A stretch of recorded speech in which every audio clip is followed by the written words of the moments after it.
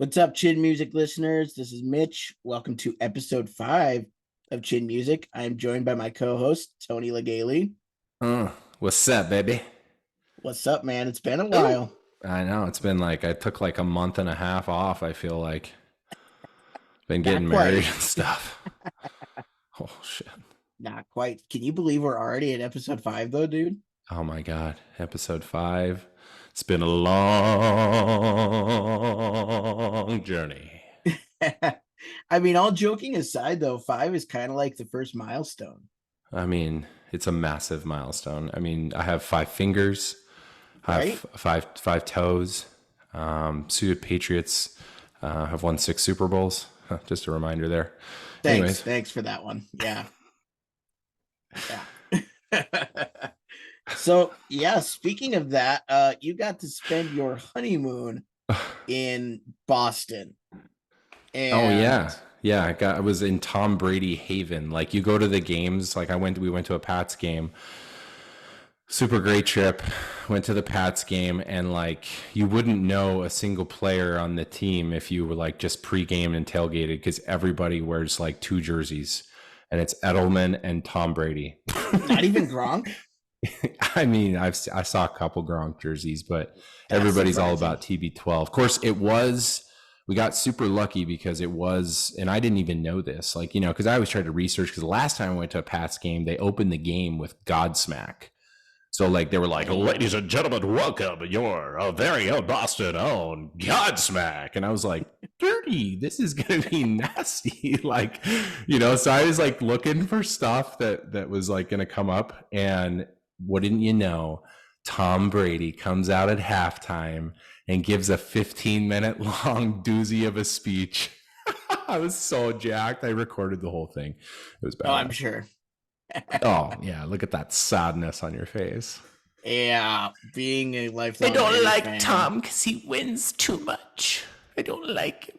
being a lifelong Raiders fan, it is very hard to root for Tom Brady. I will say that. Well, I just, some people are just built a little different, and yeah. So, but Us Raider anyways, fans have to be built different. oh, yeah, you do. Yeah. You got to know what an L tastes like. A big old long, hard L tastes like. Yeah, it's not fun for sure. Oh.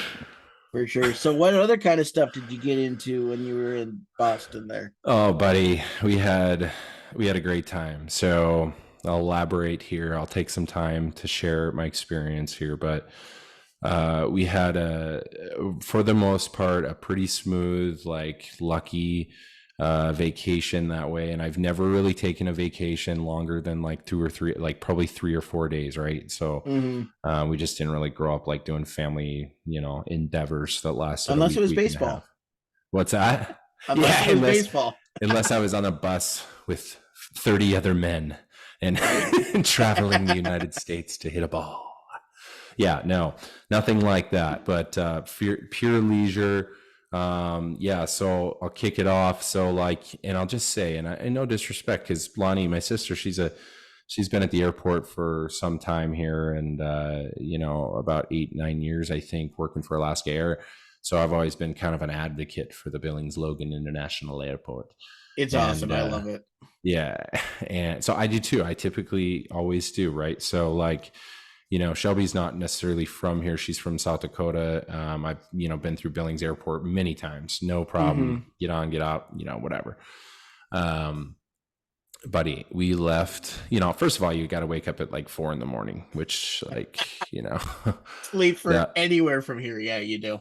yeah. So wake up at 4. That sucks. You're like no sleep, cause like, I'm afraid I'm going to miss my alarm, and regardless, I didn't, whatever, but we wake up, I'm just pissed off like immediately. So that was a good way to start the honeymoon. It's like, that's going to be a magical journey. It's like, fuck that. It's 4 a.m. I should not be up right now. Why are you so damn happy? Bro,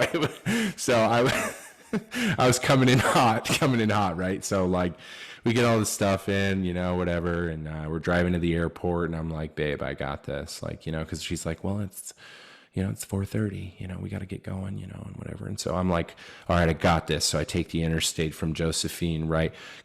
Instead of going downtown up to airport like I should have, I'm thinking, well, let's go all the way around to the Lockwood exit. We'll go up that way, a little That was your first backtracking. mistake. Yeah, big time. Yeah. Well, you guys would have got along that morning because it was a doozy. Anyway, so we get to the Lockwood exit. It's like, can't go here. It's a construction zone. Yeah, bro. So we drove literally to like fucking Sheridan just to get back on the interstate. And yeah. So we loop back around, whatever. We get to the airport. Phew, doozy, like, okay, I told you we'd make it there. When I said, I'm going like 70 and a 35. And we end up making it, but we get to the Billings airport, right? And like everybody in Yellowstone County is also going to Minneapolis. So like there's a fucking line that's like, oh my God, just wrapped around wherever. Everybody's waiting to get in. So like, we get through our bags checked, whatever. And I'm like, here we go. And then we turn the corner and boom, a line, like a massive line. Like, and everybody's just like, it's 5 a.m. by then, everybody's rattled as is. And buddy, like the clock just keeps ticking and we don't move. Oh God. And so Shelby's just like freaking out, and God rest her soul. Like I was with her. I was, I panicked too. Like just in the back of my mind, all I could hear her saying was like, I told this guy that we were going to be late and now we're not going to get to go on our honeymoon all because of him. Yeah. So, so we end up, so like, dude, like, and if this wouldn't have happened, I don't necessarily know that we would have made our flight, but like, this gal comes out of nowhere, knight in shining armor, except she was a lady, which ladies can be knights if you watch Game of Thrones. Anyways, but anything can happen in Game of Thrones. Yeah, dude, it's not everything's on the table. Yeah, so like this gal comes out of nowhere and she's like, if you're TSA pre-check, you can check here. And we look at each other and I was like, I don't know, dang it, I don't think we're pre-check, right? And she like overhears me and she looks at me and Shelby. It shows you about our security here. Looks at me and Shelby and goes, you look pre-check to me. And she's like, right this way, sir. I'm like, okay, yeah, we're gonna go this way. Anyway, still cut it close. Finally got on our flight. We're on our flight. Shelby won't even look at me.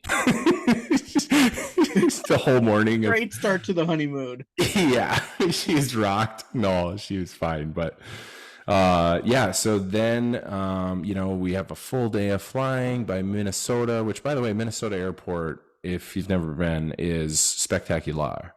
Yeah, it's beautiful. Yeah. Just don't go there at night because everything closes at like 8 p.m. Oh, I didn't know that.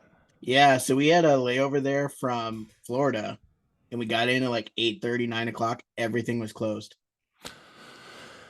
Well, I was just impressed how clean it was. It's extremely clean. Yeah, it's super clean. There's a lot. There's so many like little shops. There's so many mainstream like. Dude, they got everything. It's like a freaking mall. Like it's insane. Yeah, it's really nice. So it took us that long to kind of get mellowed out or whatever. So we sit down there.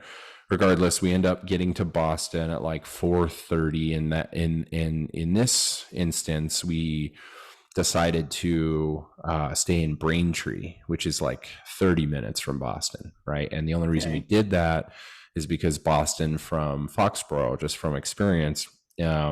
Personal experience, Foxborough, to get to Foxborough on game day is an absolute nightmare, and to get back to Boston, like it's absolutely brutal. Getting back from Foxborough after the game is even worse. Okay, so we stayed in Braintree the first night, right? So like before we set all this up, like I'm gonna told Shelby, she's like, okay, I'm on board, whatever, and before we get all of it set up, we do our research. I do my research. I check the hotels and call the hotel. I literally called this place. We stayed at Extended Stay Suites, right? That's where we were gonna stay. Okay. So, and I called them, like, right? Like I called them on our porch here in town, and I was like, before I book this, I just want to check, I'm from out of town and want to make sure everything's safe and clean, and is it a safe area? That's really all I care about, like at this point, because I'm just thinking, shit, all we need is a bed. And then in the morning, we're freaking in Tom Brady land. Let's go, baby. You know what I mean?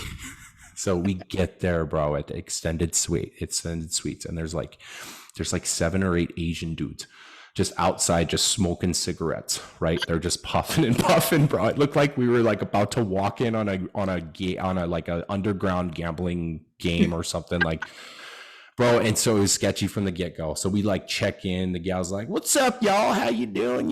What's up, shoot, and I'm just like, "Hey, we're here from Montana, we're on our honeymoon." And she's like, "Well, isn't that cute? Shit." And I'm just like, "Okay, all right, cool." We're kind of looking around in the lobby, and like the snacks aren't like restocked, and like it's just kind of like whatever. Yeah. Buddy, we went to our room, and like we like walk up to our room, and there's like a room next to us. There's like 5 or 6 people in it. Like, I don't know if they were smoking pot, but if they were, like, or if they weren't, then they just had, and like they had the doors open. They were popping bottles, and they were just like white fucking trash, buddy. I'm just thinking to myself, like, Did it make you feel like you were at home? yeah, yeah, well, yeah. So so we go in the room, and like there's like a stove, and like it's a bed and all this stuff, and like we took two looks around and back at each other, and we were like, we ain't staying here. So we ate the $340 it would have cost for us to stay there that night, and we paid another $400 just to go stay at a 4-star hotel that like looked like it, that was $75 more that I should have booked from the get-go. So I'm on a roll, right? Yeah, you're checking all the boxes there, Tony. Yeah. Oh, I'm on a heater to start our honeymoon. Oh, it was absolutely brutal. So next day, of course, yeah, went to the Pats game at Gillette Stadium. If you ever get a chance to go, it's quite the deal. Beautiful stadium. It's kind of like, dude, it's like literally like a town like Park City, like Foxborough. Yeah. It's like a little bit bigger, like with just bigger buildings and stuff, but not really. Like it looks like Park City, and then all of a sudden, poof, off to your left, there's Gillette Stadium, and you're driving in. So, and Gillette Stadium in itself is like kind of its own little kind of plaza mall, if you will. Yeah, they're making a lot of stadiums like that now. Mm-hmm. Yeah, it's very similar to like Westgate in Arizona, where the Cardinals play. Cardinals and ex-Coyotes used to play, but very similar, very similar to that. So yeah, we check out the game. Great seats, had a blast. The Patriots played them tough. Shelby had never been, so it was just it was quite the deal. Yeah, quite the deal. I would say we went to like the Patriots Hall of Fame, and like yeah, they put on quite the deal. Shelby got a bunch of gear and everything like that, which surprisingly, like, to deck us both out, it was like $340. So it wasn't That's not bad. Yeah, no. Based off of like the prices on NFL.com and stuff, like NFL.com it was pretty good. Crazy. Yeah, the prices on it. Yeah. But I would say probably the most enjoyable thing is that we were kind of initially built the trip around the Patriots game. Really was just kind of a bonus. Yeah. We got to sit behind home plate with John, my good friend, the man, the myth, the legend, John Dealer. Yes. Been a family friend since I was like 6-7 years old. And we got there, we always go to the yard, got to Fenway, right? So anybody had never been to Fenway, like, I can't even describe it. Like it's just something way different. Like, you go inside, beautiful big stadium, but like still has that old Cobb Field, which for you listening that don't know what Cobb Field is, it was like the most beautiful playing surface, but like just all the wood surrounding it just totally rotted and smelled like wood, old rotted wood, just nasty. But like Fenway's a lot like that, except just a little bit nicer, just a little bit, and obviously bigger. Yeah, just a little bit. They kind of had to keep it up to MLB standards a little bit there. Yeah, but some of the brick in there and some of the stuff is OG, baby. Oh yeah. So that was a serious treat, man. Yeah, we got to sit. So we like show up so we'd meet John every day. Ran into some bad weather, so we had to so we actually got lucky that way. because they, instead of seeing a single game, they would postpone them to the next day, and we get to see a doubleheader. That's So crazy. we get to have 2 really long days at the ball field, which was really cool. But That's awesome. we'd meet Johnny at the Yard House, and we met him there, and he's like, I mean, you talk about a guy who gives and gives and gives and gives, and I would never ever ask anything from anyone, really, especially Right. John. And freaking JD bought our seats behind home plate for every game, and That's crazy. yeah, we were just like totally not expecting that whatsoever, No. So yeah, he gave us quite the send off, and got to give, I've had that experience with him before, so it was really cool to share it with Shelby. Yeah. Yeah, so that was awesome. But yeah, that was definitely the most enjoyable, seeing Aaron Judge, like this 8 foot tall human, like just swinging like Monster. six Yeah. bats just to get loose. Right. Dude. I always love the big sluggers. They're like, yeah, I'm gonna do like 4, 5, 6 bats, and I'll just toss them to the side. It's like, you're so strong. Yeah, quality of play was not on our side. Like I think we saw like a 4-3 ball game was like the most runs we saw, and then everything else was like 2-0 or 1-0, or it was just like dismal. We Those are saw fun like three games, dongs. though. What's that? Those are fun games, though. I went to one of those in Seattle. It was 1-0 I until want the to see 10th some inning. jacks. I want to see some freaking tacos, baby. Yeah, Yeah. So we got to see Devers hit an absolute nuke, which was sweet. that's nice. Yeah. So yeah, all in all, awesome experience. Shoot, I got some other stories as well. We can touch on those a little bit later if you want, or we can keep going with it. Yeah, no, let's go back to it, but I do have one follow up. Yeah, How the hell did your wife allow you to do that much sports on your honeymoon? buddy, she is what they like to call on the scale a unicorn. She's a smoke show, not crazy, brilliant, and loves the Yankees. Okay. Yeah, no, yeah, got definitely outkicked my coverage with Shelby. Yeah, no, she's I mean, most are just like, yeah, maybe a little bit, but not all of it. I was seeing your stuff on the honeymoon. I'm like, you guys are doing a lot of sports. That's awesome. what the hell is more romantic than sitting behind home plate at Fenway Park, baby? Right? Oh, dude, and it was there was some intimacy. Yeah, there was thoughts. There fireworks. Yeah, Oh, behind home yeah. plate. Yeah. It's going to be. Yeah. No, we did some other touristy, intimate, fun things, and we stayed on a boat.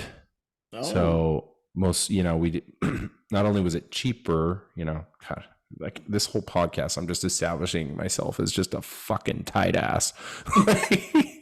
Happy honeymoon, honey.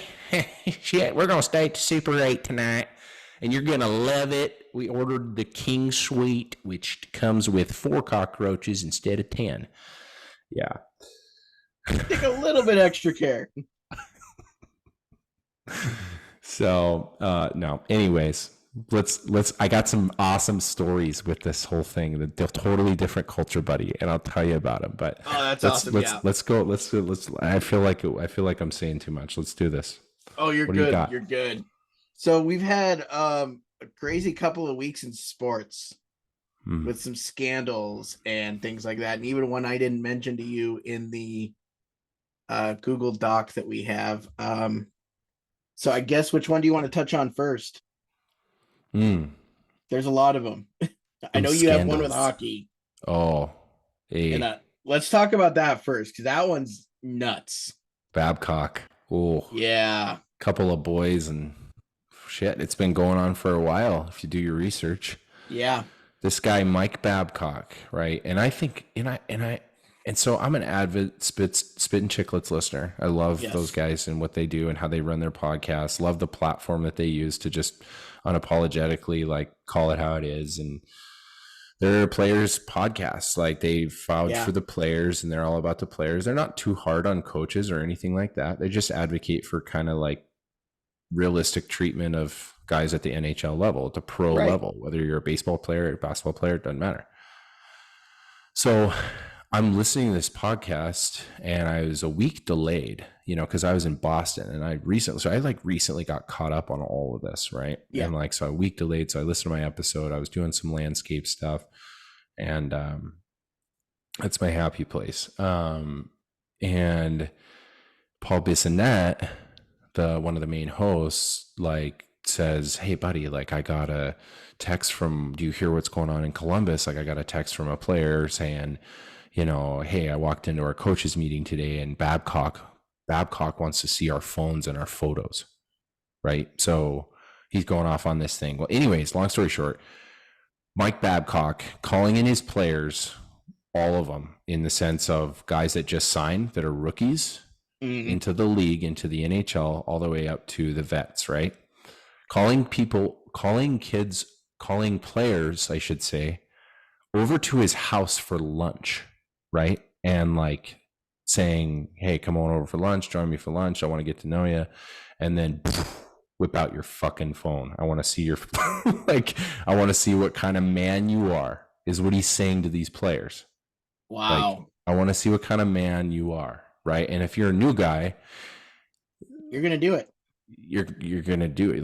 Your coach, you're in the league, you don't want to cause a rift, right? And okay, so long story short, the NHLPA Players Association, they do an investigation, and a day later, Babcock resigns.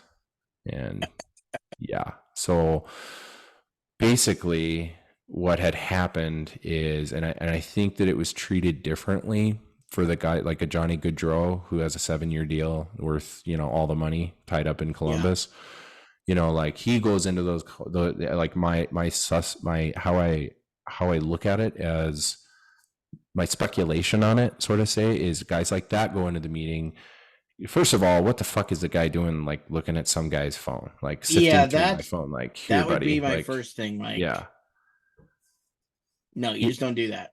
Yeah. So there's privacy stuff, surface level is privacy, right? Invasion of privacy. But as a player, think about the mental warfare that it could cause anyone, right?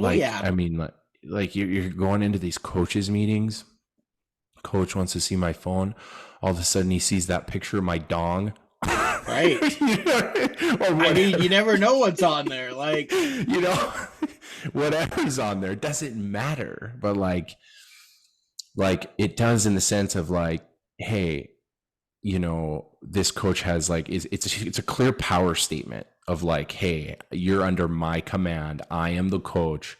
Yeah. And I want to see who you are. And it's bullshit.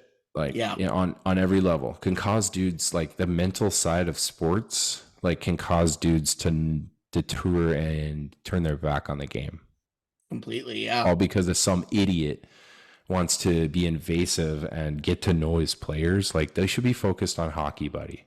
Yeah. And how to win and get to the, win their division and get to the Stanley Cup.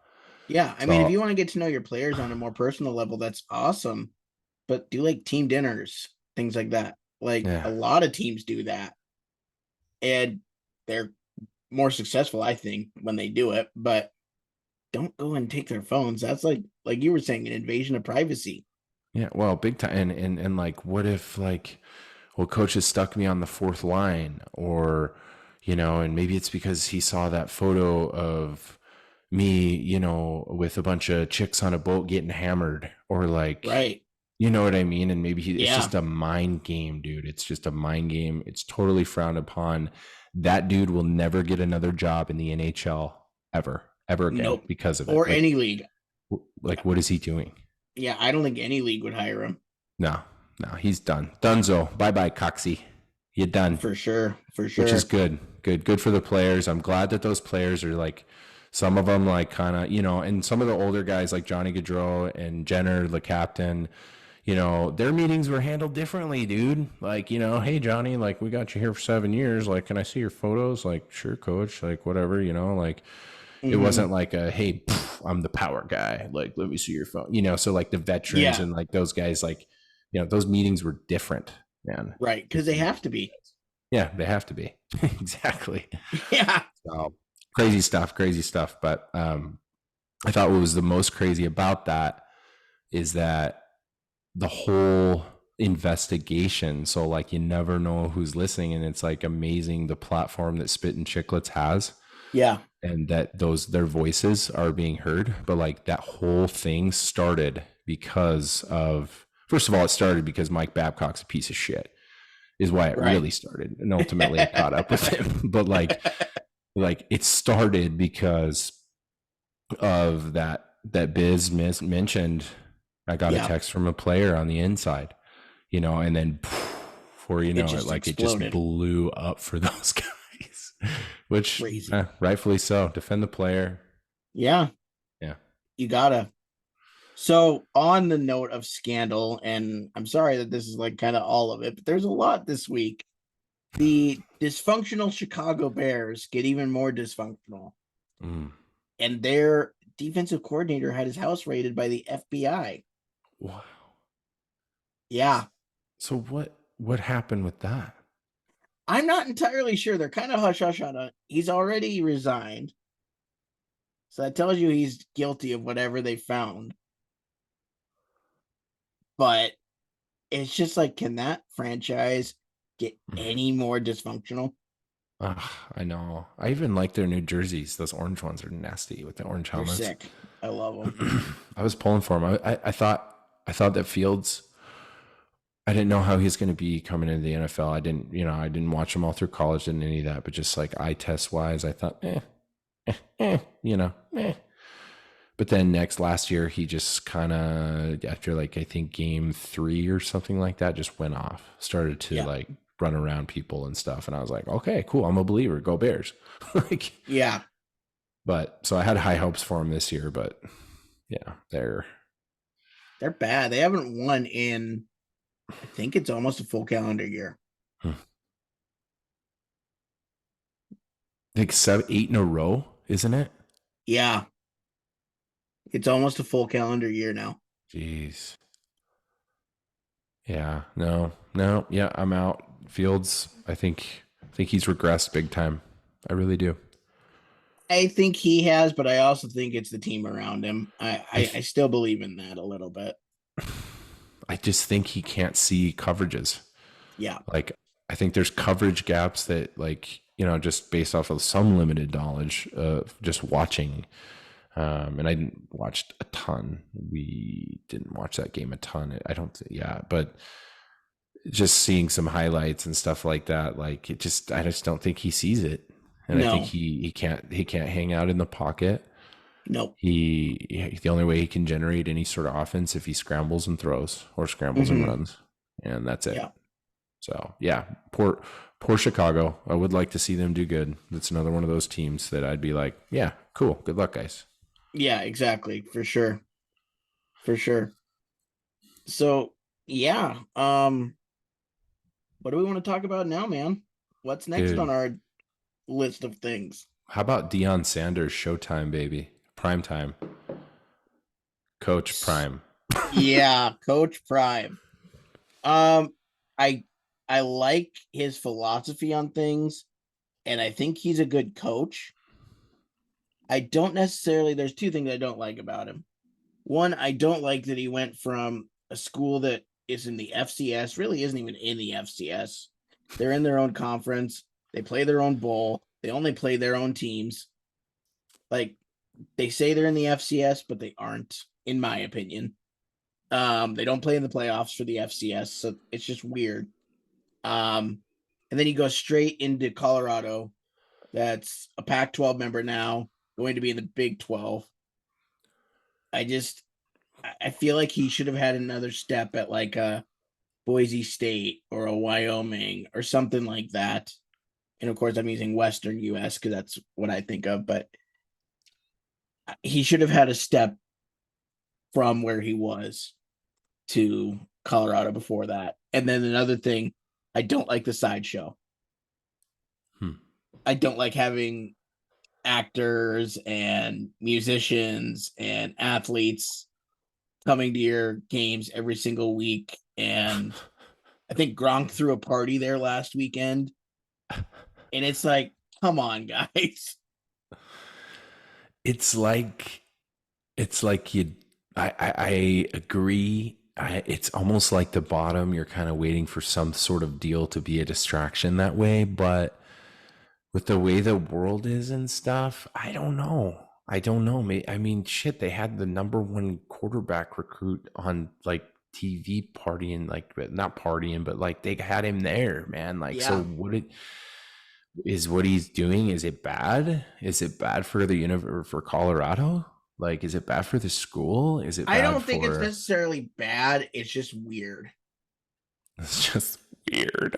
I mean, what I guess what I don't like more than anything is Deion Sanders is really floating that he's a star too, and using that to his advantage to get kids to come to Colorado. Well, if they win, and here's my thing. I kind of, it's been odd as well. I think weird, odd, similar deal. It's been Yeah. weird to watch. It's been weird to watch. He's always been the same. I'll give him that. Yeah. He's prime, man. He's prime time. Like, like that's his brand, and he's never stewed away from it. So it's not like he used to be that way. Now he comes into Colorado, is acting all different, and now I'm a coach and whatever, So I like the way that he's kept that. I like the way that he's true to himself and true to his fans and true to who he is. Yeah. And I think it's rubbing. I don't know this. I've seen a couple of like little snippets just on TikTok of like how he speaks to his players. Oh, And I love that. I've never once heard anything that I don't agree with. Right. No, I love what he's doing as a coach. Mm-hmm. It's the side stuff, like having The Rock there, having Lil Wayne there, having Gronk. He's had others. I just can't think of them off the top of my head. But having those guys there, I feel like that's the distraction. I'm Not going to him. order a Buffs jersey right now. Not him. I think he is a great coach. I think he probably at this point deserves his shot at Colorado. I just thought he maybe should have gone to a lower Division I school first, but he didn't, and that's fine. Dude, I'm just like, I'm all for it. I think that it's great what he's doing. I think it's great for football and college because I am so sick and tired of always the SEC dominating and hearing about Alabama, all this stuff, and Georgia and all this stuff. Dude, I mean, granted, they're not, I don't believe that maybe they're that caliber by any means of a team in a prosperous team winning ways. But Yeah. I think it's great for college football to have a different spectrum on the other side of the country. And if he has to, he's cultivating that. Like shit, even Shelby was like, I really like Colorado, and I'm like, what? I'm like, yeah, go Buffs. And she's like, who's the Buffs? Colorado. I was like, that's the fucking mascot, babe. Like, and she's like, oh yeah. No, I know. No, she's on board. I'm on board. I'm all about it, man. I think it's awesome. I think that I watched this 60 Minutes interview with him, and kind of like what he did, where he went in there as a coach and just blew everyone out, which I think is, it's going to be controversial, whether it's in a professional setting, whether it's in a team setting. Yeah. But kind of what he said to go along with it, it wasn't just him being powerful, and throwing his weight around. He was just like, hey, yeah, these are the guys. I told the guys that I didn't think that they probably had what it took, because I was going to bring in some hosses. And he's like, truly, like if the kids respond like softies and take those words to heart, like, and I'm not talking, mental warfare, all that stuff we just got done talking about on the other topic, but he's like, if those are the guys that are going to walk away from our team, good.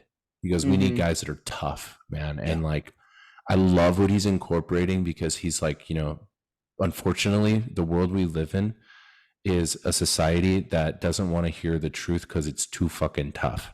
Right. Yeah. And that's the truth. Everybody gets a medal, everybody, whatever. And, the truth is hard, and the truth is hard to face, man. But if you're a kid in that program, when him coming in and having Deion Sanders looking in the face and going, I don't think you're hacked for this. But you can try to stay if you'd like to, but it's probably not going to work, Yeah. And to give him back, you're to walk away from it instead of giving everything you had to show him that he's wrong. Right. Yeah. You probably don't belong to Kind be of there prove the anyways. point. Yeah. So, I just I don't know.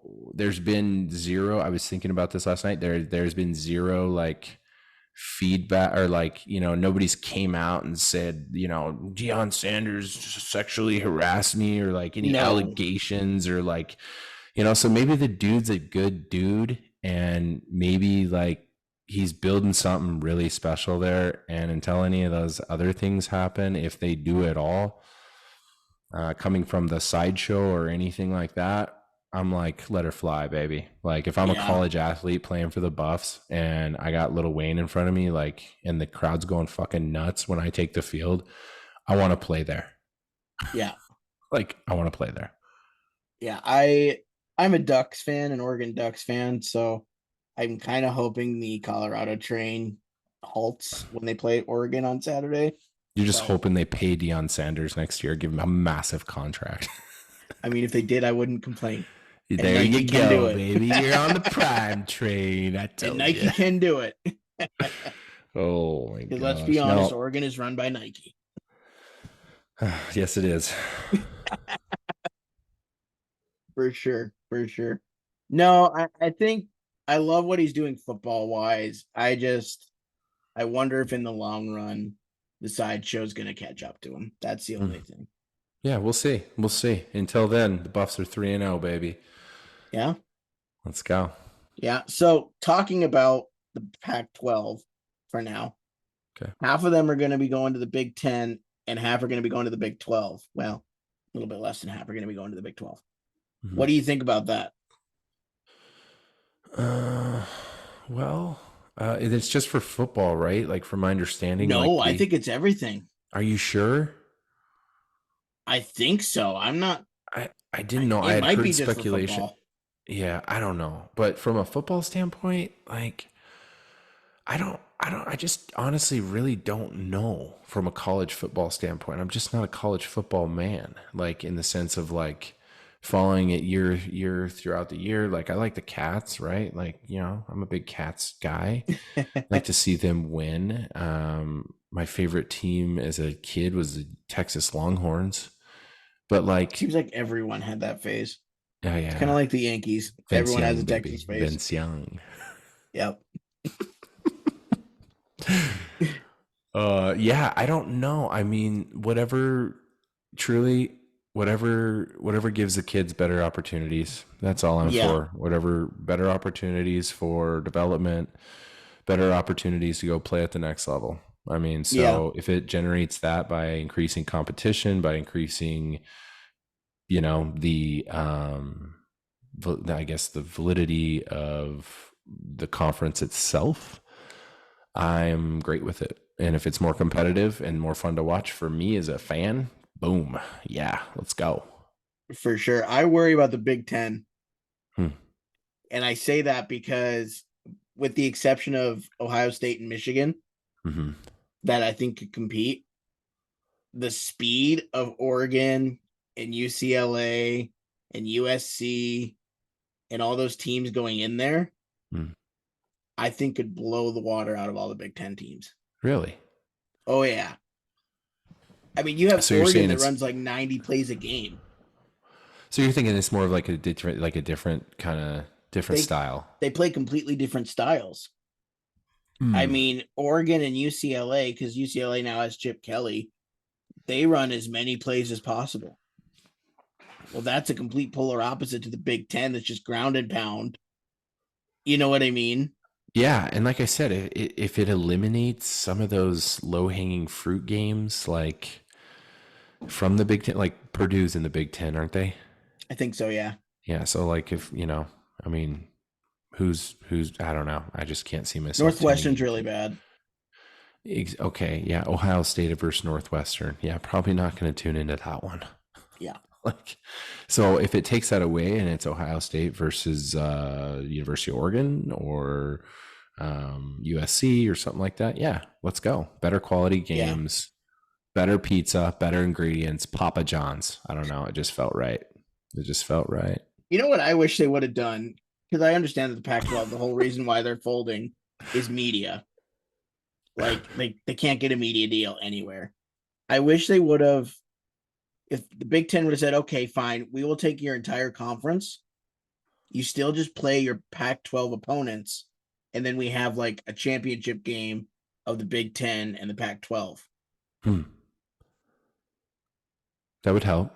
Yeah, that would help. It would increase the views at the end of the season versus just kind of waiting for the. Yeah. I mean, they can't do that now because like Utah and the Arizona schools are going to the Big 10 or Big 12, excuse me. But I wish they would have done that because I think that could have been cool. Because then you also wouldn't have seen, I mean, you wouldn't have seen Ohio State having to go to Oregon or anything like that, or Oregon having to go all the way to Rutgers and Penn State. It's like, that doesn't make any sense. But that's my thought on it. I wish they would have done that. Well, I hope the Yankees can figure out something for next year. That's all I can really think about at this point. Yeah, so the end of the baseball season's coming up in a week. Sorry, I didn't have much to add there, buddy. I just like, go Cats, go. Fuck, you're good. No, let's go on to something else. Hope they win when I pay $350 for a ticket, bro. That's insane. It's stupid. Like, that's ridiculous, man. Where did you get your tickets? Like, where were they?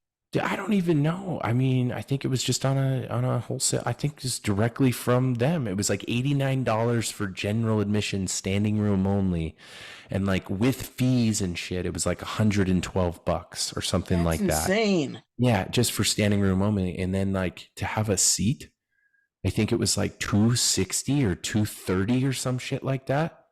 What the hell are they doing? It's Los Angeles. No, Los Angeles is like New York. Oh. Okay. No, I mean, I think when we went to Seattle, it was like $140 and there were 4 tickets. Damn. Yeah. So way overpriced, but regardless, I'll still pay and go and once a year and tailgate and stuff, and it's fun. They're fun games, but that's crazy. Yeah, as long I don't know, I'm gonna bet a couple games this weekend. I've had a nice pick last Saturday. I was all over Florida +6. That was my play for the week. There you go. For college. So here's my question with betting: Are you usually a winner or a loser? I mean, like if you had to say your odds, like, and I'm going somewhere with this, so. I mean, okay, the obvious clear-cut answer for all gambling is you will lose, right? I mean, yeah. But baseball, I do okay on. Baseball's hard. It's always been kind of hard. I've been doing okay on home run props. So like picking dudes like Acuna to hit a bomb, like is plus like that's a safe bet. Yeah, plus 233 or something like that. So like, you know, and like when Judge was on a tangent, like, yeah, let's put like $50 on him to hit a bomb tonight, you know, and those are fun to hit, right? But like, I would say like if you're playing 3-team parlays or if you're betting straight up, you know, if you're betting straight up, it's safer. You have smaller returns for what you lay or whatever, and that's up to you. I like parlays myself, which is the most ignorant way to bet sports, but I think it's just more fun that way. But I'll lose, 3 or 4 days in a row and finally hit one, and then get me back to even, or I'll hit 2 days in a row and be up a little, and then so it's really washy. I've been laying like the entire summer and I still haven't hit it. And it's fine because one day I'm going to hit it and say, suck it easy. But I've been betting $10 on like 13, 14 teamers, right? And I'll bet every single baseball game that day. Okay. And if you hit it, it's like fucking 80 grand or something. You know what I mean? Based Jeez. off what you pick, you know, and I always Yeah. pick like, I go big. I'm like, well, if they're going to win, they're going to win by 2 or like what, you know, because the money line odds are shit, you know, Mm-hmm. they're like, could be the Atlanta Braves with the Nats. Like, who's playing tonight? Who's playing the Nationals tonight? It might be the Braves. I think the It might Braves are be, playing. yeah. I Yeah, think they're they playing are. them, and I think they're like minus 328 money line. Well, Yeah, because they have I'm not. absolutely no, well, not no shot of losing, but a very slim shot of losing. Yeah, so like for them, I'll take the run line of minus 1.5, and it makes it like even money at minus 110 ish. Yeah. So, anyways, long answer. It's kind of a wash. It's more of just like an entertainment thing, man. Like I love turning on the game when I get done with my shit after I'm done, right? But like I literally have no interest in watching it if I don't really have like money on it.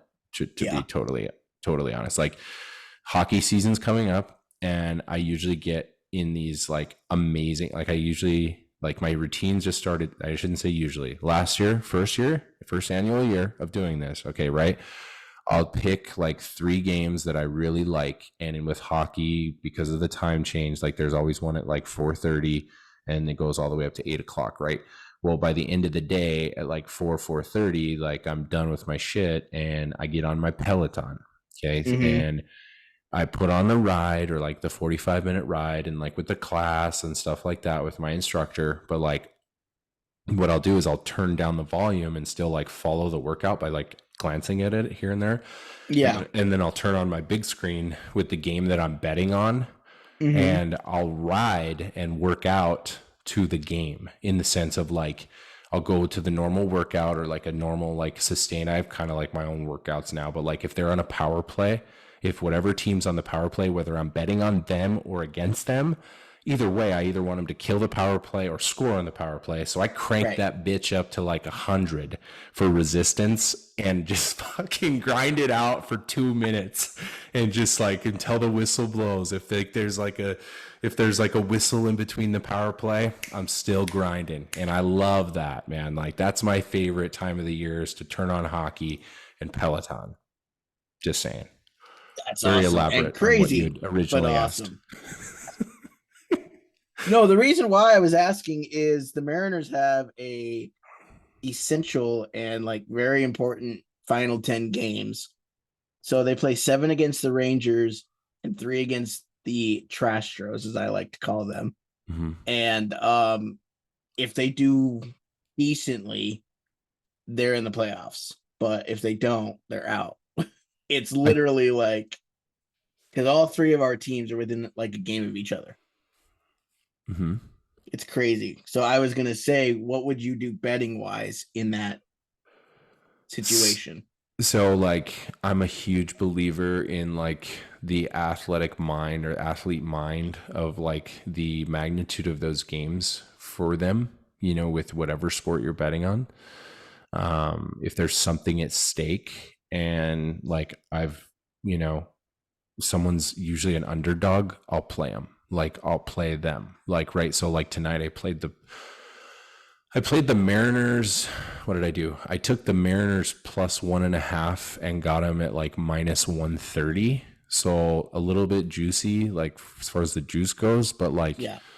I got them plus 1.5, right? So they get, you know, run and a half to start the game. So they're up 1.5 to nothing right now before the game even starts. And so like if they get beat, you know, because it's a hard, close game, hard fought, close game, which could Mm-hmm. happen because I believe the Rangers are at home, Yeah. and they lose by 1 in extras or something like that. Boom, I still cover. So, Awesome. so that's I like the psychology behind that of like trying to get into the, you know, and then some nights it's like you guys weren't Yeah. drinking the Kool-Aid that I Yeah. I was. have no clue what the hell happened. Yeah, what did you guys do? Didn't you guys should buy in, man? Buy Yeah. in. Like we lost a game to Oakland, and I'm like, how the hell did that happen? Oh yeah, yeah. That is not what you needed. Yeah, it was only one, and we won the rest of them. But it's like, still, we lost.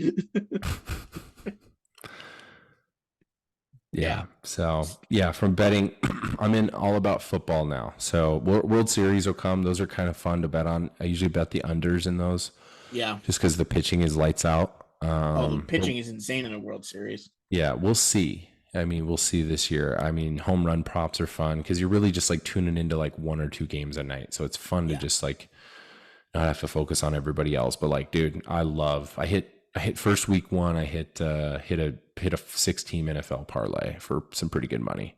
Nice. So I think it was like a $50 6-teamer. So and my picks were correct. Wow. And then last week got blasted. So kind of transitioning into the NFL a little bit, and I know we've kind of gone back and forth, but we did predictions at the beginning of the year. We are 3 weeks in. What are some of your thoughts, just quickly, of where we're at so far? Yeah. I guess for me, I'm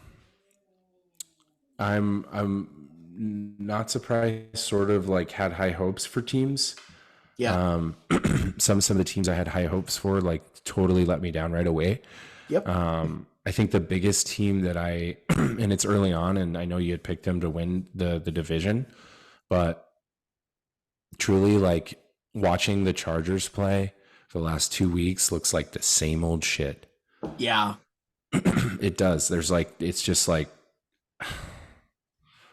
how are you up in that whole game, like having the game that you had? How does Tennessee come back in week 2 to win? And I just like, so that kind of let me down, kind of sucked the wind out of my sail a little bit for those guys, because I freaking love Herbie and would love to see those guys do well. I just don't see it though.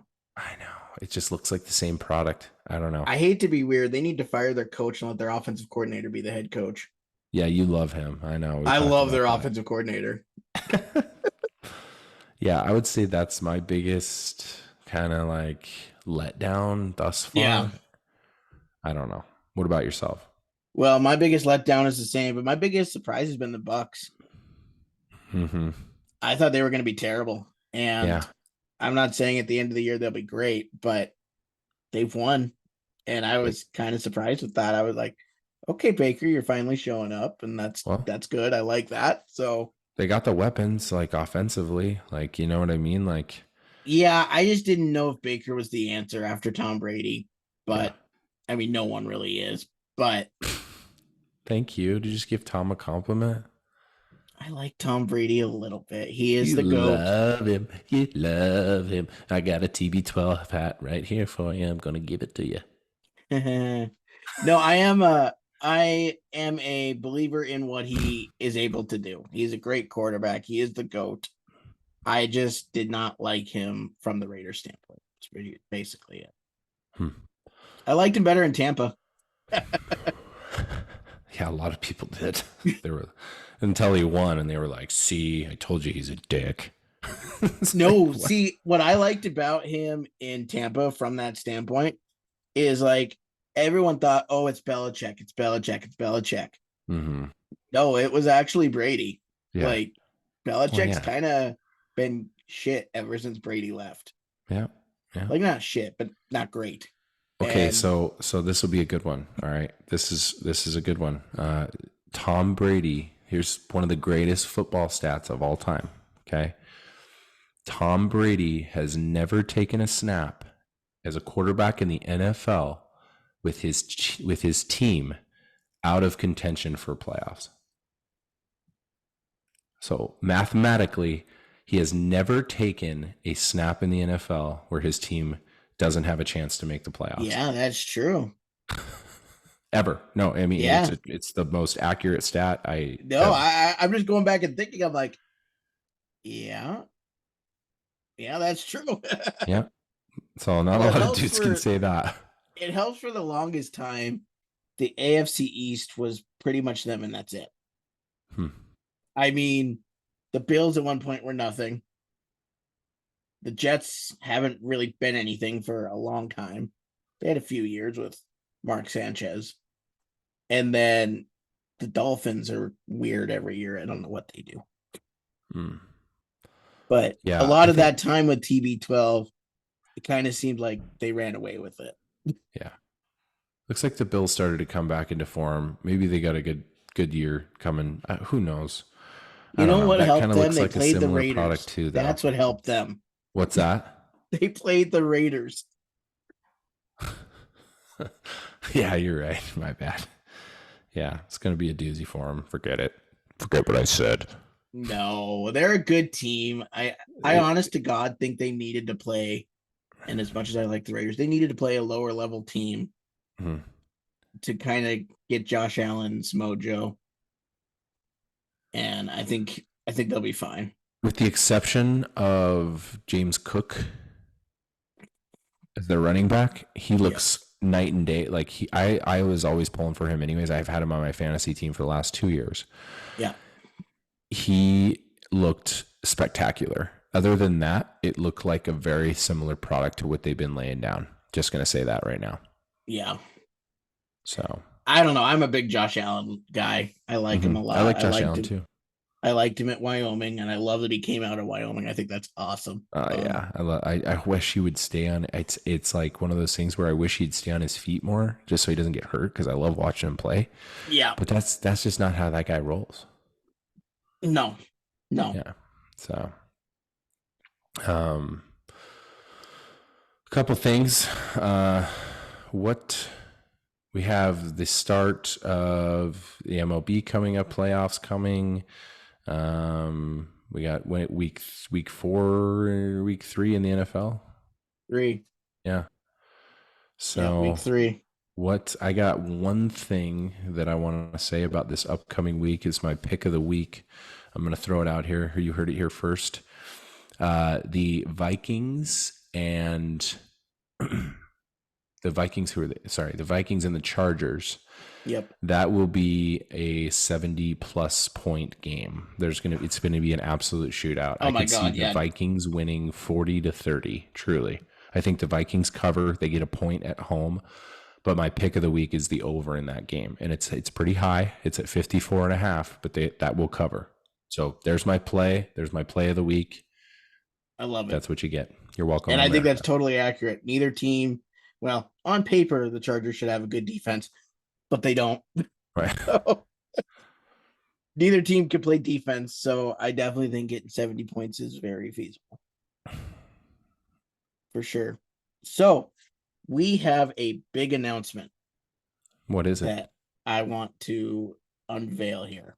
Ooh. October 2nd, you and I are going to be doing a show with a TikTok duo. Oh. Called, or their name is Kibo Shed. One of the guys' names is Brett. They're from the Western US. I'm not quite sure where, but they do a lot of fun stuff on their TikTok. And I just think they're a great duo. And so we will be doing a show with them October 2nd. Sweet. And I just think it's a great partnership for us to, have something like that or someone like them on our show too. I think it's awesome. Yeah, let's go. Yeah, we'll show them the chin music way. We'll throw it high and tight in them and see if they can handle their plates at the dish. That's what I say. I mean, don't let us win this one. That's all I got to say, to these guys. For sure.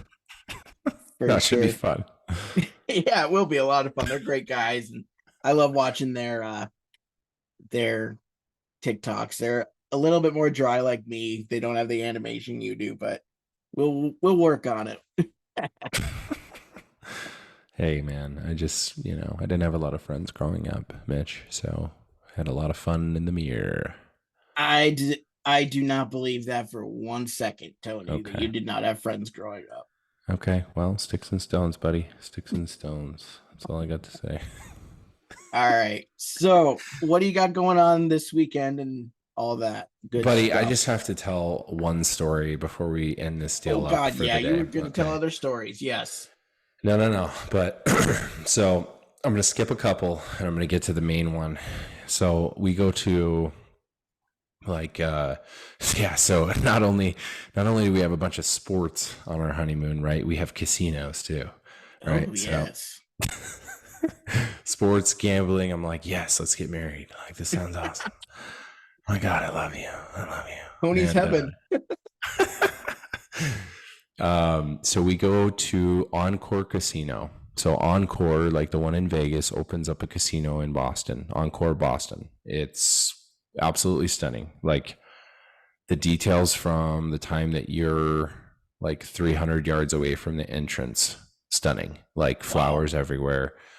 Like the most clean place I've ever been inside that's a casino, or even it's absolutely massive. If I had to give you a rough number of how many just machines, right? This doesn't count any other. They have a massive sports book in there. Sports book's pretty cool. But machines, I would say that, like, buddy, I would truly say that they have over probably 2,500 machines.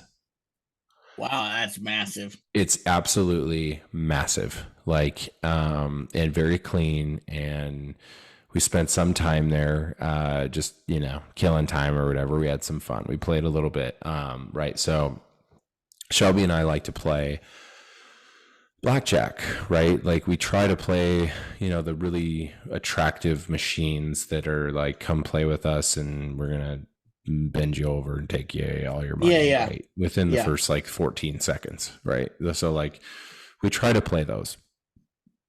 No cigar. We're like on a absolute down heat, just not even close to having any success over that with any city that we're in, right? We just can't do the machine. So we get to that point every time where we go to the blackjack table, which is fun.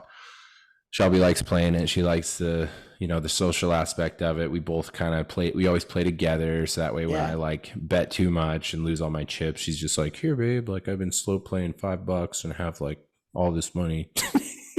So I borrow chips and, she borrows chips from me if she loses, but that doesn't really happen ever, really. She does pretty good. But we have fun doing that together. Right. So like we're playing, it's like we went there 2 days. We went there for 2 days while we were down there. Right. So like the story is absolutely mind-blowing because I am like super anti like controversial in my own town versus someone else's, right? So like where I really don't know my element. So like she'll be sitting right next to me and we'll be, the table minimum I think was like $25, right? Or something like that. So like, we bet $25 and so Shelby was doing this thing where I'd like, I'd bet like 50 or like 40 for a hand. And she'd be like, she'd look over at my chips and be like, like kind of like, hey babe, like, hey, which, rest her soul that she, has boundaries because, this guy sometimes does not. Yeah. She needs them to deal with you. So yeah. So I'm like respectful or whatever. And I kind of draw her in and I go, hey babe, that communication thing we were working on and stuff, like, could you just maybe like root for me, like, cause I got, I got some, I'm feeling saucy, and so that's why I threw the extra chip on there. That's why I'm going to bet $50 this time. And she's like, okay, well, yeah, just, that's good. Yeah. I see what you're saying, and whatever. And like, I was like, she wasn't being rude to me or anything like that at all. Like she's super cool. Like the coolest person I've ever hung out with by far. And so like, dude, the timing of this is like magical, right? Like not even 35 seconds later, the table to our left, right? All of a sudden we hear, get off the table, Frank, get off the table. What are you doing? And like Shelby and I look over and dude, this gal is just wearing this guy out. Like you can tell they're together. They're a couple. I don't know if they're married or what the fuck is going on, but get off the table, Frank. What are you doing? Like, what are you doing? And this goes on for like 2 minutes, bro. And like, I'm thinking like, by then, like they call security, like borderline, like kind of shit. Like, what are you doing? So like, we're just kind of like looking at her hand like, oh yeah, soft 13. Yeah, well, just fucking hit it. We're just like watching this other stuff. Yeah, if I could hit it, so, and like, dude, this gal is going off on this guy. Like, what are you doing? Get away from the table. What are you doing? And by then it's like, I feel like almost damn near like sort of bad for this gal. Like it was like she was under distress. Like this had been an ongoing problem in their marriage for like fucking 10 years or something, bro. I was so nervous, bro. And so the guy like keeps feeding into it. Like this gal's irate, right? And she finally walks, or like, and so I see it. So instead of like getting up and like, like getting away and, diffusing the situation, like this guy is like betting, like, right when she's doing this, he's betting like $300, right? Like I'm never looking at someone else's butt, but he's betting like $300 a hand, right?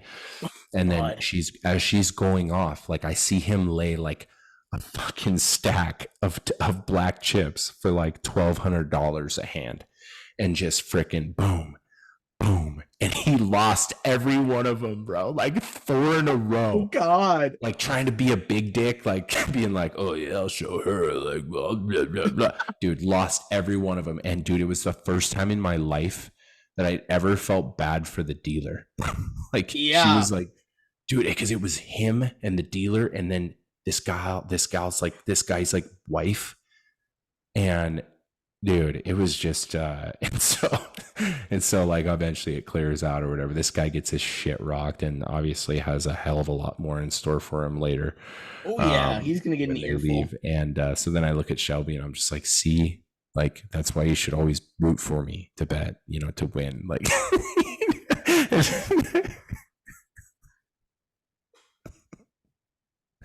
it's my point, Shelby. This is my point. No, we just laughed our ass off because she's like, geez, babe, like it could be like that. And I was like, no, it would never be like that. Trust me. No. That's awesome. So I had to share that. That was quite the experience. Just the timing of it all, everything like that. We were laughing our ass about it the whole trip. Oh, that's awesome. So anyhow. Awesome. Well, this has been a great show. Thanks to everyone who listens and continues to listen, and we will be back next Friday. Hey, next Friday. Thank you for listening. And I was kind of long-winded this episode, Mitchell. So yeah, we were. That's all right. Next time we'll talk about you more. I promise. Okay. That's all right. All right. We'll see you next week. Hey, love you, buddy. All right. All right. Love you too, man.